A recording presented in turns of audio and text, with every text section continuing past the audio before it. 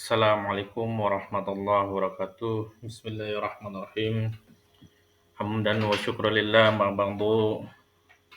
Alhamdulillah kawan-kawanku, sahabat-sahabatku, saudara-saudaraku sekalian, kita masih diberi kesempatan kesehatan sehingga kita bisa belajar bersama-sama mengenai pembelajaran kali ini tentang Pancasila sebagai sumber hukum di Indonesia.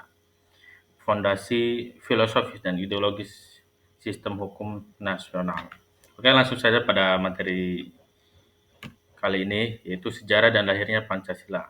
Pancasila lahir dari pemikiran para pendiri bangsa pada momen krusial dalam sejarah Indonesia. Pada 1 Juni 1945, Soekarno mempresentasikan konsep Pancasila di sidang Badan Penyelidik Usaha-usaha Persiapan Kemerdekaan atau BPUPKI, sebuah momen yang mengubah sejarah bangsa. 5 sila fundamental ini dirancang sebagai dasar negara yang dapat menyatukan keberagaman rakyat Indonesia. Yang pertama itu ketuhanan yang Maha Esa, kemanusiaan adil dan beradab, persatuan Indonesia, kerakyatannya dipimpin oleh hikmat kebijaksanaan dalam permusyawaratan perwakilan, dan yang terakhir itu keadilan sosial bagi seluruh rakyat Indonesia. Tokoh-tokoh perumus termasuk Soekarno, Muhammad Hatta, Muhammad Yamin, Kiai Haji Wahid Hasyim, dan Supomo yang bersama-sama membentuk ideologi negara yang inklusif dan visioner. Nah, Pancasila dalam hierarki hukum Indonesia. Pancasila menempati posisi tertinggi dalam sistem hukum Indonesia sebagai sumber dari segala sumber hukum dan meta norma dasar negara.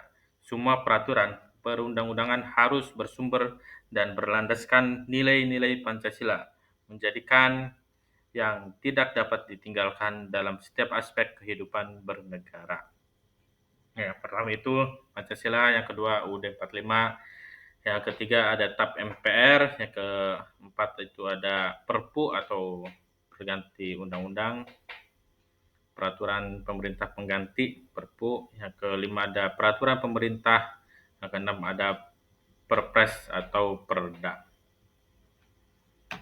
Oke, yang selanjutnya filosofi hukum Pancasila norma fundamental negara. Menurut teori Hans Naewski tentang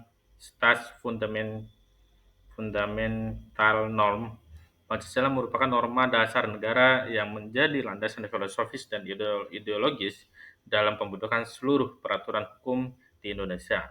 Posisi unik ini membedakan sistem hukum Indonesia dari tradisi hukum lainnya, baik common law atau yang bersifat pragmatis atau civil law yang sistematis maupun adat law yang tradisional.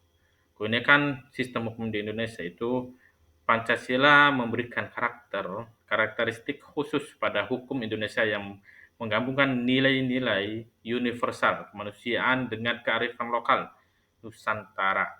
Ini menciptakan sistem hukum yang memiliki landasan moral dan spiritual yang kuat, menghormati keberagaman budaya dan agama, berorientasi pada keadilan sosial dan kemakmuran bersama, menekankan musyawarah dalam pengambilan keputusan.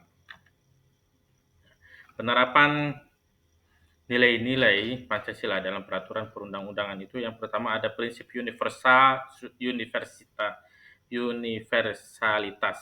Semua peraturan harus berlandaskan Pancasila tanpa terkecuali dari undang-undang hingga peraturan daerah.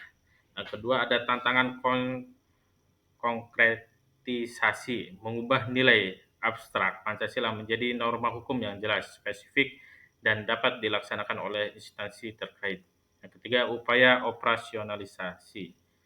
Perincian butir-butir Pancasila sebagai panduan praktis dan kerangka acuan dalam proses penyusunan peraturan perundang-undangan. Nah, Pancasila berfungsi sebagai perekat keberagaman yang mengikat seluruh rakyat Indonesia dari Sabang sampai Merauke, mencakup berbagai suku, bangsa, agama, dan tradisi budaya yang berbeda-beda.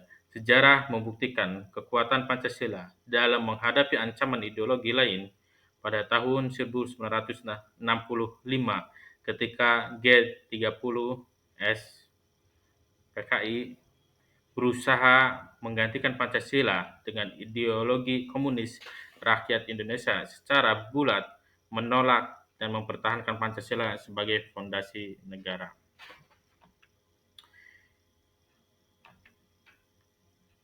Eh,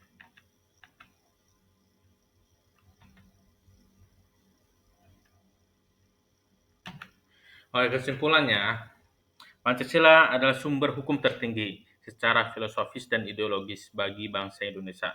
Kedudukannya yang kokoh telah dikukuhkan pada dalam Undang-Undang Dasar 1945 yang menegaskan Pancasila sebagai dasar negara dan sumber inspirasi seluruh hukum positif. Implementasi nyata nilai-nilai Pancasila dalam setiap produk hukum adalah kunci kesuksesan membangun negara hukum yang adil, demokratis, dan berkeadaban sesuai cita-cita pendiri bangsa.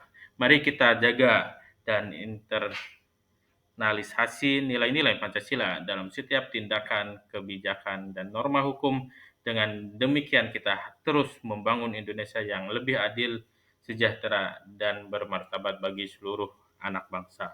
Mungkin segitu saja yang dapat saya sampaikan. Kurang lebihnya mohon maaf. Assalamualaikum warahmatullahi wabarakatuh.